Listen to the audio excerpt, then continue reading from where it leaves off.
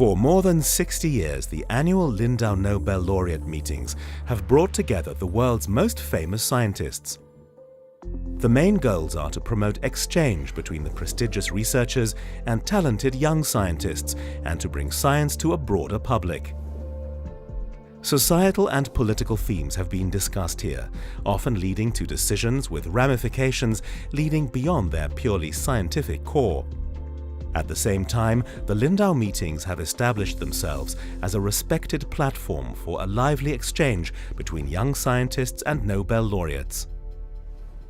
This year, you, more than 600 young scientists from 80 countries, are invited to this exchange with 37 Nobel laureates. As we convene here for a week of lectures, panels, and debates, we become part of a very special community, extending a great tradition of an open exchange between generations and cultures. May you all benefit from this week and live the Lindau spirit: educate, inspire, connect. Concerned about the isolation of German science in the post-war period, in 1949, two doctors in Lindau, Dr. Franz Karl Hein and Professor Gustav Wilhelm Parade, initiated the organization of a medical congress for the Lake Constance region. To bring together the doctors and researchers with major international scientists, they had the idea of inviting Nobel laureates from the disciplines medicine, chemistry, and physics to the conference. They found a prestigious sponsor in Count Lennart Bernadotte. As a grandson of the Swedish King Gustav V, Bernadotte had valuable contacts to the Swedish royal family and the Nobel Committee in Sweden. In 1954, the Council for the Lindau Nobel Laureate Meetings was established, with the aim of extending contacts to universities and putting the event on a solid financial footing. Its first president was Count Bernadotte, whose dedication inspired the annual meetings in the following years. He was followed in the post by his wife Sonja, and since 2008 by their daughter Countess Bettina Bernadotte. Aber, meine Damen und Herren, ich kann Ihnen sagen, dass ich Schwierigkeiten hatte mit der Stadt Lindau hier am Anfang. Die wollten nämlich den Menschen bei den Nobelpreisträgern gar nicht sehen, sondern nur den Nobelpreisträger. Und es sollte alles so furchtbar feierlich sein und so akademisch und so. Und ich habe gesagt, nein Leute, lasst das haben die ja alles an ihren Universitäten. Lasst uns mal eine lockere und nette und menschliche Tagung machen. Ich habe 5 Jahre gebraucht, bis sich das durchgesetzt hat. Aber ich habe mich durchgesetzt, jawohl. The founders' wish to embed German science into the international research context is seen in the name of the first event.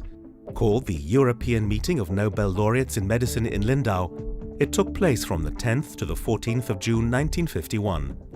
30,000 invitations were sent by mail to physicians in the German-speaking countries. With a budget of 12,000 Deutschmarks, the founders were able to bring 7 Nobel laureates and some 400 participants to Lake Constance. Following the successful first meeting, the focus shifted to the search for financial sponsors and to the invitation of highly qualified young scientists. At the third conference in 1953, student participants were able to experience the laureates up close and engage in discussions with them. The Lindau meeting had found its purpose: to be a platform for cross-generational exchange between outstanding scientists. At the same time, the Lindau meetings impacted society and policy and took the initiative in pushing for social political change. An early sign of this was the MAINAU Declaration in 1955. All nations must come to the decision that they will voluntarily renounce violence as the last means of policy. In a time overshadowed by the Cold War and the threat of nuclear warfare, the Nobel laureates took a clear position. On July 15, 1955, 18 Nobel Prize winners signed the declaration, among them Max Born, Werner Heisenberg and Otto Hahn. Within a year, they were joined by 34 more Nobel Prize winners. Dass sich dann die Zerspaltung des Urans und des Thoriums zu so folgenschweren und folgenreichen Ergebnissen herausgestellt hat, ahnten wir, weder Herr Strassmann noch ich, absolut nicht. Und wir hätten es weder geglaubt, noch hätten wir es gewünscht, dass diese Ergebnisse dabei herauskämen. Nämlich, dass die Nutzbarmachung der Spaltenergie der Atomkerne schon nach wenigen Jahren einen so drastischen Beweis ihrer Durchführbarkeit erbringen würden, wie es die Atombomben in Nagasaki und Hiroshima gezeigt haben. Und ich glaube, dass heute alle Menschen und alle Völker, die guten Willens sind, doch die Hoffnung haben, dass die segensbringenden Wirkungen der in der gesteuerten Maschine geregelten Kernenergie den Sieg davontragen möge über die Schrecken der zur Zerstörung führenden ungesteuerten Reaktionen, die zu den Bomben führen. Count Leonard Bernadotte had a great personal interest in environmental protection and sustainability, and he brought these themes into the discussion at the Lindau meetings early on. The 1961 Green Charter of MAINAU was a further milestone in the social and political involvement of the Lindau Laureates. The Charter was a call to anchor the principle of environmental protection in many aspects of public life. An issue mentioned in the Green Charter became a theme again and again in the following years, the question of the responsibility of science. In 1972, Willy Brandt, the 1971 Nobel Peace Laureate and West German Chancellor, described environmental protection as an international task.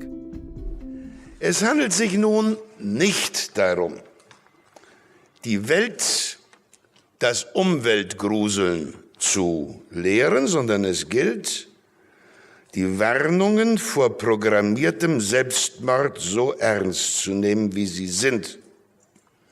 Nicht, um vor den ernsten Gefahren zu resignieren, sondern um durch eine nüchterne Bestandsaufnahme rasch genug zu geeigneten Problemlösungen zu kommen. In the 1970s, the Lindau meetings also opened up to the field of economics, after Ragnar Frisch and Jan Tinbergen were awarded the first economics prize in 1969. In the ensuing years, economics laureates often took part in the interdisciplinary section, until in 2004, the first regular meeting on economic science was held in Lindau. Now, societal themes from an economic perspective became a focus. In 2008, Nobel Peace Laureate Muhammad Yunus spoke about alternatives to unregulated capitalism. And in 2011, Bill Gates opened the Lindau meeting with a speech about the responsibility borne by scientific research. And I think that's why I'm excited to be here, because whether those innovations are a new vaccine for malaria, a new seed that helps farmers with very little farmland to grow not only enough for their family, but enough to afford to send their kids to schools. These type of breakthroughs, I think, are exactly the opportunities that all of you young scientists will be able to participate in. And so as I congratulate you on your progress so far, I'd admonish you to consider the needs of the poorest in the work that you do, because I think the advances there will be particularly important, and without your attention to them, it's possible they will not take place. The 50th anniversary of the meeting in the year 2000 saw the establishment of the foundation Lindau Nobel Laureate Meetings. Chaired by Professor Wolfgang Schürer, the foundation continues to inspire and influence the meeting in many ways. Since the beginning of the new millennium, the Lindau Nobel Laureate Meetings have initiated activities and projects to carry science out to the public beyond the annual gatherings. These include the Lindau-Nobel.org website, the Lindau Science blog, the online alumni directory, and the Mediathek, a unique collection of educational videos, scientific abstracts, and lectures from more than 60 years by more than 400 Nobel laureates. Other activities, including the Sketches of Science exhibition and numerous publications, are part of the Mission Education, created by the Council and the Foundation. Its aim is to propagate the scientific dialogue initiated in Lindau sustainably, globally, and even beyond the boundaries of the Earth. Like you in your research, I feel like an explorer. The same curiosity that brought you to your laureate science findings brought me to this laboratory in space, the Columbus module of the International Space Station. Day by day, on board this unique laboratory, we downlink science data, we collect samples for return to Earth, we get new instructions from the investigators who have proposed the experiments, we optimize the experiment processes, we analyze the results and discuss in a way that Columbus himself would have never dreamt about.